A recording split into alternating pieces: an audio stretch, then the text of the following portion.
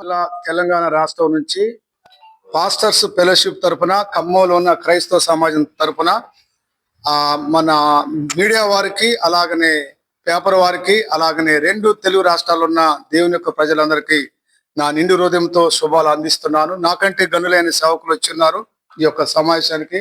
అందరికీ ప్రభునామలో నా వందనాలు తెలియజేస్తున్నాను. ప్రవీణ్ ప్రగడాల గారు 24వ తారీఖున రాత్రి 9 గంటల నుంచి 25వ తారీఖు ఉదయం 9 గంటల వరకు వారికి జరిగిన మరణాన్ని వారి యొక్క యాక్సిడెంట్ అని చాలా మంది అంటున్నారు. లేదు, అది హత్య చేశారని కొంతమంది అంటున్నారు. కాబట్టి హత్య చేయబడ్డారా, యాక్సిడెంట్ అయిందా, దాన్ని నివారణ చేసి అది నిజాన్ని తెలియజేయవలసిన బాధ్యత ఆంధ్ర రాష్ట్ర డీజీపీ గారికి, అలాగనే ఆంధ్ర రాష్ట్రంలో ఉన్న హోంశాఖ మంత్రి గారు అనిత గారికి బాధ్యత ఉన్నది. కాబట్టి మేము ఖమ్మమే కాదు, తెలుగు రాష్ట్రాల్లో ఉన్న క్రైస్తవుల తరపున వారికి మనవి చేస్తున్నాను. సరైన రీతిలో ఆ కుటుంబానికి, క్రైస్తవ సమాజానికి న్యాయం జరిగేలాగా చేయాలి. సరైన ఇంట్రాగేషన్ జరిపించాలి, సరైన విచారణ జరిపించి సరైన జరగాలి ఆ కుటుంబానికి. ఆ కుటుంబమే కాకుండా క్రైస్తవ సమాజానికి అంతా కూడా న్యాయం జరగాలంటే విచారణ జరిపించాలి. విచారణ జరిపించడానికి తక్షణమే డీజీపీ గారు చొరవ తీసుకొని ఆ కుటుంబానికి న్యాయం జరగాలి. ఒకవేళ నిజంగా హత్య జరిగినట్లయితే ఎవరైతే హత్య చేశారో దోషులను కఠినంగా శిక్షించాలి. క్రైస్తవుల జోలికి మరొకసారి ఎలాంటి మతోన్మాద శక్తులు క్రైస్తవుల జోలికి రాకుండా తగిన చర్యలు తీసుకోవాలని మేము రెండు తెలుగు రాష్ట్రాల క్రైస్తవుల తరపున ఆంధ్ర రాష్ట్ర పోలీస్ శాఖ వారికి తెలియజేస్తున్నాం. ప్రియమైన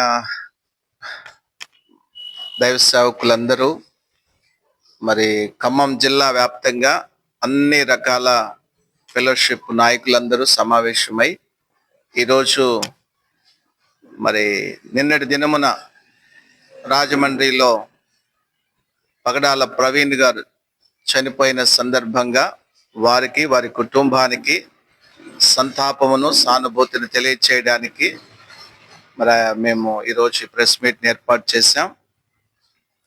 పగడాల ప్రవీణ్ గారు వారి సేవలు చాలా గొప్పవి. వారు పాస్టర్గా, ఒక టీవీ డిబేటర్గా, మరి ఎంతో మంది క్రైస్తవులకి, అనేకులకి సహకారిగా మంచి సేవలు అందించినటువంటి వారు. అలాంటి మంచి వ్యక్తిని మరి కొంత అనుమానాస్పదమైనటువంటి మృతిని బట్టి మరి దాన్ని అనుమానంగా మేము భావిస్తూ ఈరోజు ఈ ప్రెస్ మీట్ని ఏర్పాటు చేయటం జరిగింది. మరి ఇప్పుడు జరుగుతున్నటువంటి పోస్ట్ మార్టం అయినా, పోలీసు విచారణలోనైనా న్యాయబద్ధంగా, మరి తలా ఒక న్యాయం కాకుండా చట్టపరంగా సరైనటువంటి రీతిగా విచారణ చేపట్టి దాన్ని నిజాలను బయట పెట్టవలసిందిగా కోరుతూ ఉంటున్నాం. ఖమ్మం జిల్లా వ్యాప్తంగా, తెలంగాణ వ్యాప్తంగా ఉన్న క్రైస్తవులందరూ మనోభావాలు దెబ్బతినే విధంగా ఈ మరణం అనేది అనుమానానికి దారితీస్తూ ఉంది. యావత్ తెలుగు రెండు రాష్ట్రాల వారు కూడా తెలియపరిచినటువంటి విషయము, ఇది యాక్సిడెంటల్ కాదు, అది మరి హత్య అనేటటువంటి అనుమానాన్ని కలిగించే విధంగా అక్కడ ఉన్న పరిస్థితుల ఆధారాలు దొరుకుతున్నాయి. దీని విషయంలో తెలుగు రెండు రాష్ట్రాల ముఖ్యమంత్రులు, మంత్రులు, నాయకులు క్రైస్తవ సమాజానికి సరైన న్యాయాన్ని తెలిసినట్టుగా సహకరించాలని కోరుతూ ఉంటున్నాం.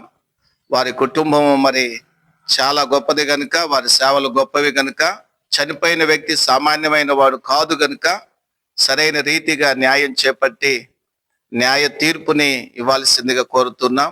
ఒకవేళ హత్య జరిగి ఉంటే దాని సరైనటువంటి ఆధారాలతో వారిని మేము శిక్షించాలని కూడా కోరుతూ డిమాండ్ చేస్తున్నాం. యావత్ ఖమ్మం జిల్లా క్రైస్తవుల తరపున, తెలంగాణ క్రైస్తవుల తరపున మేము ఈ యొక్క డిమాండ్ని మేము ముందు పెడుతూ ఉంటున్నాం. సో దయచేసి ప్రతి ఒక్కరూ వారి కుటుంబం కొరకు ప్రార్థన చేద్దాం.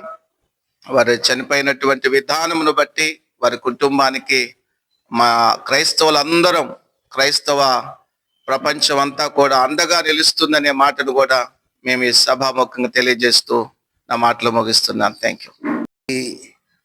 అనుమానాస్పదమైనటువంటి వార్తగా ఉంది కాబట్టి ఇది క్లియర్గా జరిగేంత వరకు మరి కొంత సానుభూతికరంగా మరి మేము ముందుకొచ్చి ఖమ్మం జిల్లా పాస్టర్ల తరపున మరి ప్రార్థన చేయటానికి, దీనికోసం అన్వేషణ చేయటానికి మరి ఇటు అవకాశాన్ని మరి ఇక్కడ మేము ప్రకరించుకొని దైవ సేవకులుగా కూడుకొని మరి ఈ విషయంలో మీడియా మిత్రులు కూడా మరి దీని సమాచారం సాధ్యమైనంత వరకు మరి ఈ రాష్ట్రానికే కాదు కానీ మరి ప్రపంచంలో, దేశంలో, మరి తెలుగు 2 రాష్ట్రాలు కూడా ఈ 2 దినాలు నిన్నటి నుంచి ప్రజలు ఎంతో బాధపడుతున్నారు, దుఃఖపడుతున్నారు.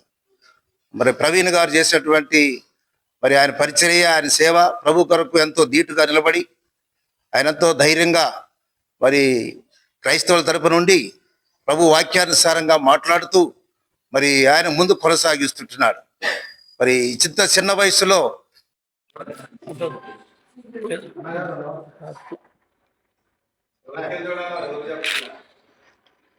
ఫోటో చూడండి, కెమెరా చూడండి.